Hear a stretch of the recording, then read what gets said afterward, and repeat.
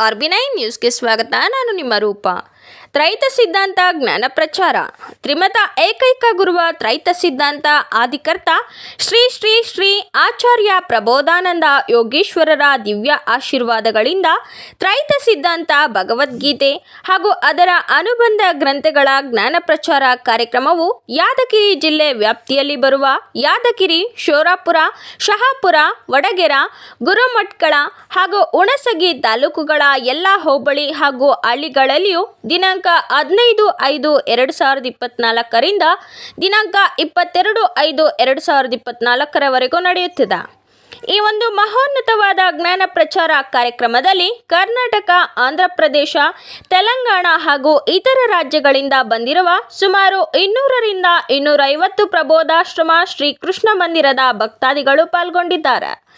ಶ್ರೀಕೃಷ್ಣ ಪರಮಾತ್ಮನು ಬೋಧಿಸಿರುವ ಭಗವದ್ಗೀತೆಯಲ್ಲಿನ ಪುರುಷೋತ್ತಮ ಪ್ರಾಪ್ತಿ ಯೋಗದ 16 ಹಾಗೂ 17ನೇ ಶ್ಲೋಕಗಳಲ್ಲಿನ ಜೀವಾತ್ಮ, ಕ್ಷರ, ಆತ್ಮ, ಅಕ್ಷರ, ಪರಮಾತ್ಮ, ಪುರುಷೋತ್ತಮ ಎನ್ನುವ 3 ಆತ್ಮಗಳನ್ನು ಆಧಾರ ಮಾಡಿಕೊಂಡು ಶ್ರೀ ಶ್ರೀ ಶ್ರೀ ಆಚಾರ್ಯ ಪ್ರಬೋಧಾನಂದ ಯೋಗೀಶ್ವರರು ಸುಮಾರು 100ಕ್ಕಿಂತಲೂ ಅಧಿಕ ತ್ರೈತ ಸಿದ್ಧಾಂತ ಗ್ರಂಥಗಳನ್ನು ರಚಿಸಿದ್ದಾರೆ.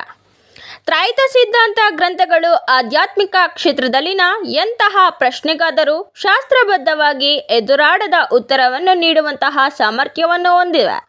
ಅಷ್ಟೇ ಅಲ್ಲದೆ ಶತಮಾನಗಳಿಂದಲೂ ಮಾನವನ ಅಜ್ಞಾನದಿಂದ ಕುಲ, ಮತ, ಲಿಂಗ, ವರ್ಣ, ಮೇಲು ಕೀಳು, ಬಡವ, ಶ್ರೀಮಂತ ಹೀಗೆ ಅನೇಕ ಭೇದ ಭಾವಗಳ ಸ್ಥಳಿಯಲ್ಲಿ ಸಿಲುಕಿ ತತ್ತರಿಸಿ ಹೋಗುತ್ತಿರುವ ಇಂದಿನ ಮಾನವ ಜನಾಂಗಕ್ಕೆ ತ್ರೈತ ಸಿದ್ಧಾಂತ ಗ್ರಂಥಗಳಲ್ಲಿನ ಜ್ಞಾನವು ತುಂಬ ಅವಶ್ಯಕವಾಗಿದೆ.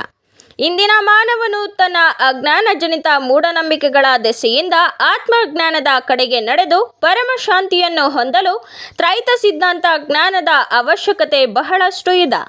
ಈ ಒಂದು ಪ್ರಚಾರ ಕಾರ್ಯದಲ್ಲಿ ಆಂಧ್ರ ಪ್ರದೇಶ, ತೆಲಂಗಾಣ, ಕರ್ನಾಟಕ ಹಾಗೂ ಇತರ ರಾಜ್ಯಗಳ ಪ್ರಬೋಧ ಸೇವಾ ಸಮಿತಿ, ಹಿಂದೂ ಜ್ಞಾನ ವೇದಿಕೆಯ ಸದಸ್ಯರು ಪಾಲ್ಗೊಂಡಿದ್ದರು.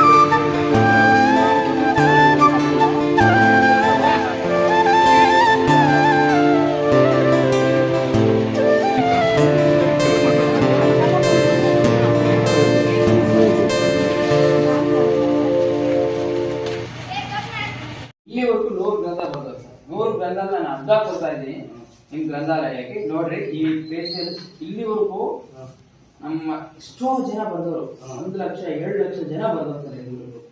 ಈ ಭಗವದ್ಗೀತೆ ನಾನು ತೋರಿಸಿ ನೋಡ್ರಿ, ಇದು ಶರೀರ